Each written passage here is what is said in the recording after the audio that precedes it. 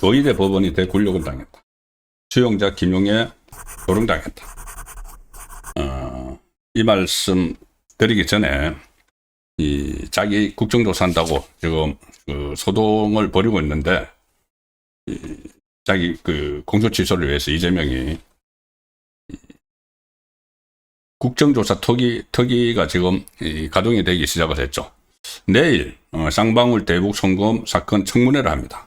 이제 박상용 검사가 여기서 이제 나와서 또 이번에는 정인 선서를 하고 할지 어떤 메시지를 낼지 그런 부분을 봐야 되고 16일에는 대장동 위례 그 사건에 대해서 이것도 또 사건이 만들어졌다, 조작됐다고 하면서 이재명이 주장을 하고 있죠. 여기는 또 강백신, 엄희중 검사가 이 수사를 했기 때문에 또 어떤 메시지를 낼지 행동을 할지를 봐야 됩니다. 그러니까 이번 주 내일부터 또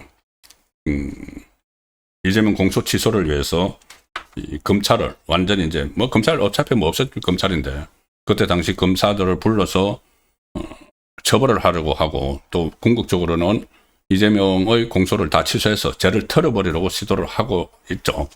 자, 그런데 내란몰이를 이렇게 하다가 이제 거래가 다 떨어졌는지 갑자기 이재명 정권에서 국정농단 몰이를 하기 시작을 했습니다. 자, 박상용 검사, 대북송금을 수사를 했던 박상용 검사를 잡아넣기 위해서 서울고검에서 TF를 만들어서 대북송금 사건을 조작했다고 막 감찰을 벌이고 했죠. 그러다가 이걸 갑자기 2차 내란몰이 특검으로 사건을 넘겨줍니다. 이게 윤석열 전 대통령의 비상계엄하고 이재명에 대한 수사가 무슨 상관이 있다고 이걸 넘겨줍니다. 넘겨주니까 2차 내란몰이 특검에서 그걸 딱 받자마자 사흘 만에 제가 말씀을 드렸었죠. 초대형 국정농단이 의심이 된다. 이렇게 합니다. 그 초대형 국정농단 이란 것이 대북송금 사건을 조작을 하는데 윤석열 전 대통령 부부가 관여한 의심이 든다. 아무런 증거 같은 거 없이 그렇게 목표를 딱 설정해 놓습니다.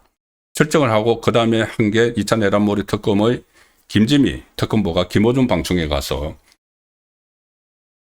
왜 이 윤석열 전 대통령을 소환을 하지 않느냐 이렇게 물어보니까 기다려보라. 국민이 원하시는 장면들을 보여드릴 거다. 모습을 보여드릴 거다. 국민들, 어떤 국민을 말하죠? 자기들, 극좌파, 추종자들. 거기서 원하는 모습을 보여주겠다. 윤석열 전 대통령 포토라인에 세우겠다. 이게 지금 딱 방향을 정해놓고 가는 거죠. 그런데 오늘 더 노골적으로 이거를 그대로 드러냈습니다. 이제 내란몰이 식상하고 또 거리도 다 떨어졌다고 생각을 하는지 국정농단 촬영을 하기 시작을 했습니다. 오늘 민주당이 조작 기소했다고 하면서 지금 국정조사를 하고 있는데 중간보고회라는 걸 열었습니다. 거기서 오늘 이렇게 얘기합니다. 모든 정치, 검찰, 조작 기소 정점에 윤석열이 있다. 갑자기.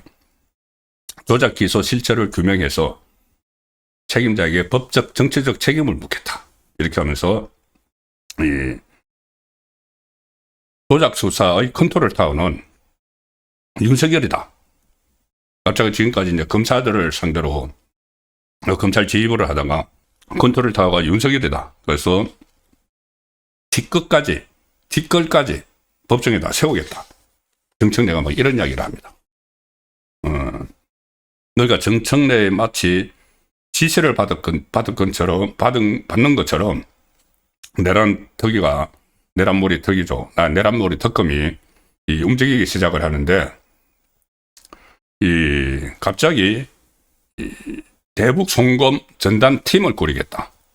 내란몰이 특검 안에 자기들이 2차 종합특검이라고 해서 1차에서 3개의 특검을 띄웠죠. 근데 거기서 미처 하지 못했던 비상계엄과 관련한 사건을 수사하겠다고 2차 종합특검을 띄웠는데 그 종합특검에서 대북 송금 전담팀을 꾸린다.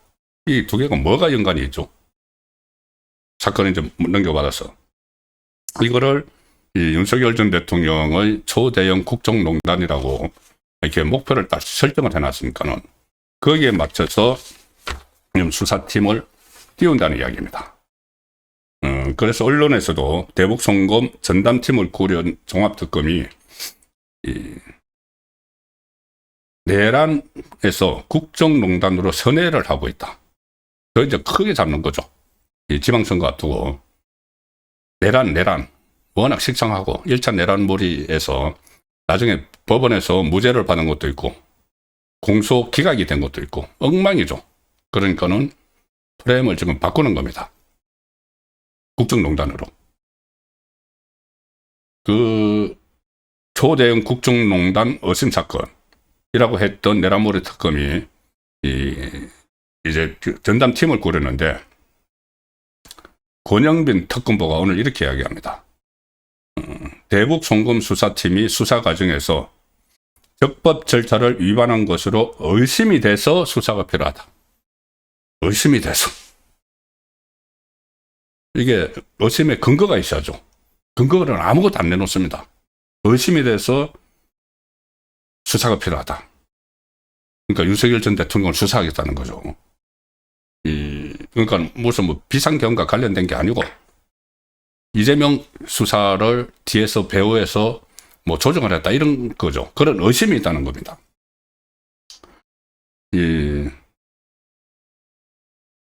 그리고 이번 주에 이제 검사 1명, 특별수사관 2명, 파견 경찰관 여러 명으로 구성을 하는데 이미 이제 박창룡 검사는 피의자를 다 입건을 했죠.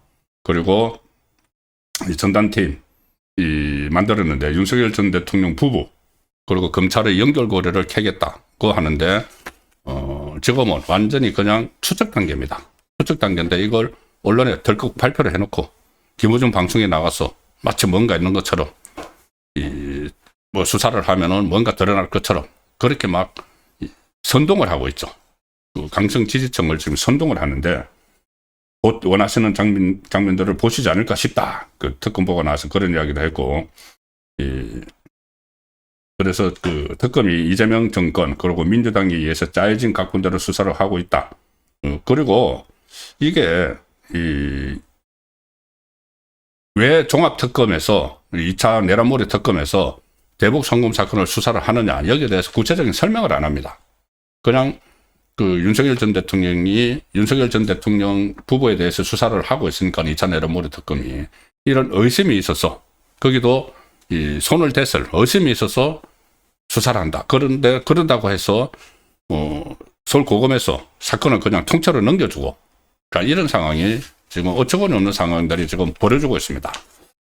그러니까 재판 중인 이거를 없애버리겠다는 거죠. 그리고 마지막에는 공소 취소를 해서 지금 5개의 재판 중에서 공소 취소인데 3개 1심이 안 나온 것만 할 수가 있으니까는 재판을 무력화시키겠다는 겁니다.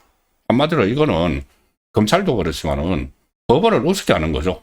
법원에서 그 재판을 하고 있는 거를 이 공소 취소를 하는 것은 뭐 진범이 잡혔을 경우나 뭐 이런 때 하는 건데 이거를 이재명의 사법 위기를 털어내기 위해서 한다고 하는데 법원에서 이 부분에 대해서 또 아무 말도 없습니다. 아무 말도 없습니다. 거기다가 오늘 전국 법관 대표회의 새 의장을 선출을 했습니다.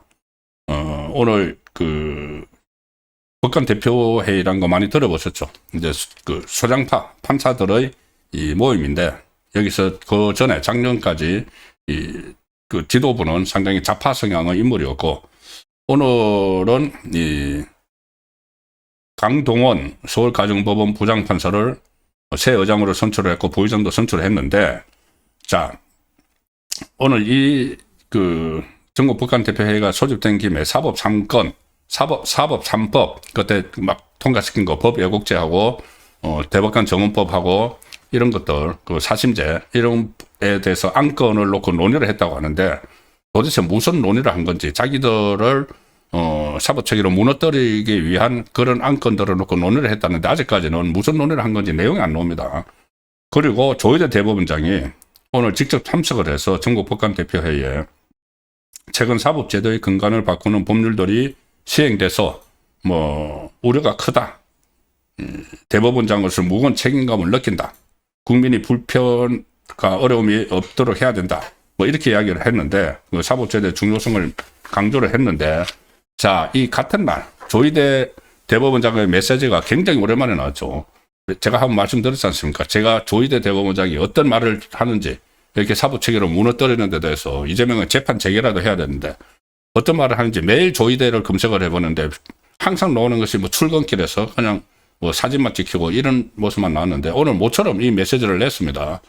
3대 그 악법인데 거기에 대해서 우려하는 목소리를 내고 그거를 놓고 전국 법관 대표 회의도 회의를 했는데 오늘 똑같은 날에 완전히 대법원을 무시를 하고 우롱하는 그런 그 행동이 나왔습니다. 바로 이재명의 오른팔인 김용입니다. 김용이 기자회견을 열었습니다.